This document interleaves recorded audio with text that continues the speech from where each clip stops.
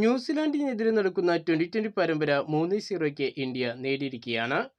5 മത്സരങ്ങൾ അടങ്ങുന്ന പരമ്പരയിൽ ഇനി 2 മത്സരങ്ങൾ മാത്രമാണ് കളിക്കാൻ ബാക്കിയുള്ളത്. കിവീസിനെതിരെ നടക്കുന്ന അവസാന 2 മത്സരങ്ങളിൽ പരിക്കുപറ്റി പുറത്തായ തിലക് വർമ്മ മടങ്ങിയെത്തുമെന്നായിരുന്നു പ്രതീക്ഷിച്ചിരുന്നത്.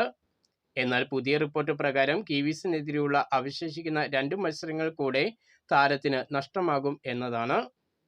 2020 ലോകകപ്പിന് മുമ്പ് തിലക് വർമ്മ ഫിറ്റ്നസ് വീണ്ടെടുത്ത് താരം ടീമിൽ മടങ്ങിയെത്തുമെന്നാണ് പ്രതീക്ഷിക്കുന്നത്.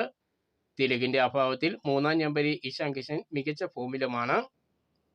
ഇന്ത്യൻ മുൻ ക്യാപ്റ്റൻ രോഹിത് ശർമ്മയ്ക്കും ഇന്ത്യൻ വനിതാ ക്രിക്കറ്റ് ക്യാപ്റ്റൻ ഹർമൻപ്രീത് കൗറിനും പത്മശ്രീ പുരസ്കാരം നൽകി രാജ്യം ആദരിക്കുന്നു. കഴിഞ്ഞ വർഷങ്ങളിൽ ഇന്ത്യൻ ടീമിനെ ലോക ചാമ്പ്യന്മാരാക്കിയ ക്യാപ്റ്റന്മാരാണ് ഇരുവരും. 2024 ICC 2020 ലോകകപ്പ് രോഹിത് ശർമ്മ നേടിക്കൊടുത്തപ്പോൾ കഴിഞ്ഞ വർഷം ഏകദിന ലോകകപ്പ് കിരീടം ഹർമൻപ്രീത് കൗർ ഇന്ത്യക്ക് നേടിക്കൊടുത്തിരുന്നു.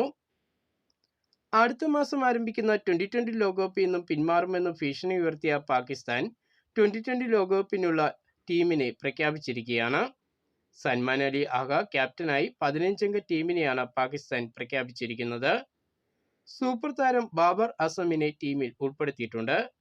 പേസർമാരായ ഷഹീൻ ഷാ അഫ്രീദി, നസീം ഷാ എന്നീ താരങ്ങളും ടീമിലുണ്ട്. അതേസമയം ഹാരിസ് റാവു, മുഹമ്മദ് വസീം എന്നീ ബൗളർമാരെ ടീമിൽ നിന്നും പാകിസ്ഥാൻ ഒഴിവാക്കി.